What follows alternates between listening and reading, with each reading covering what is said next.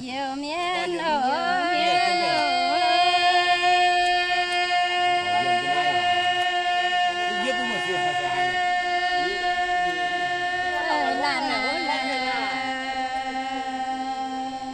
có lưu nhà không chẳng có tiêu hoa là chế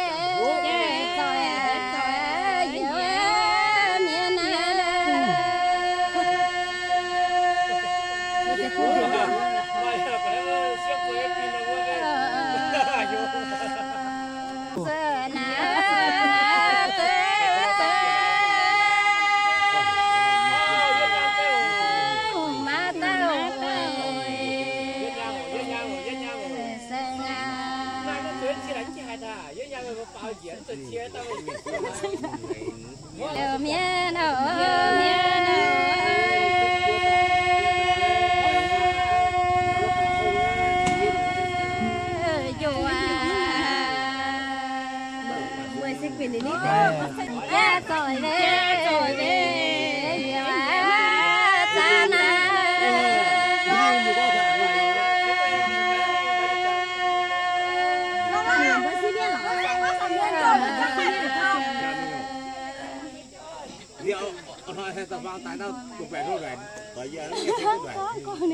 con sao miền nhà cha na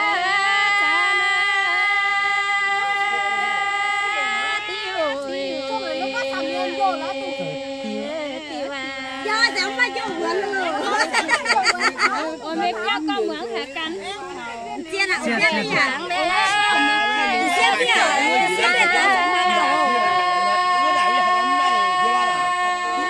con sang một xuống thì con sang ra xuống nào cho mượn vừa con nhận đi nghe hàng bán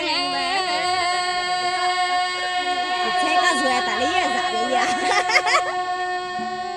có sang một người dùng có sang một người hát xe à yên lộn đấy á yên lộn đấy yên lộn đấy mà lộn đấy hả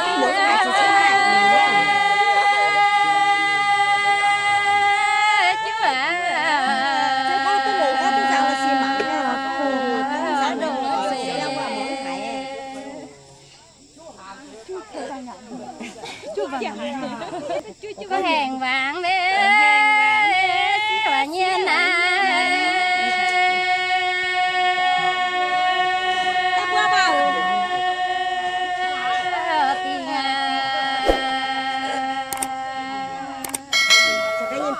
có biết kia hay à? Dạ, chẳng gì nữa.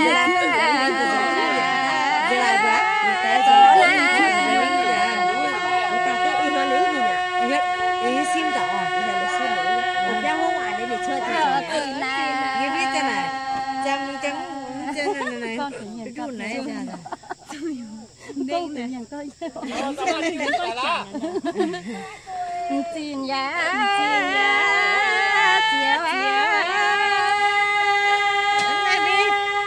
Chiều rồi nó chẳng con đâu.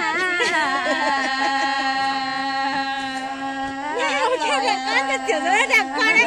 Đi làm cho anh cho luôn đó. Nhưng mà theo hả mở cửa đi. Còn như anh hú đi. nó gạt xíu không?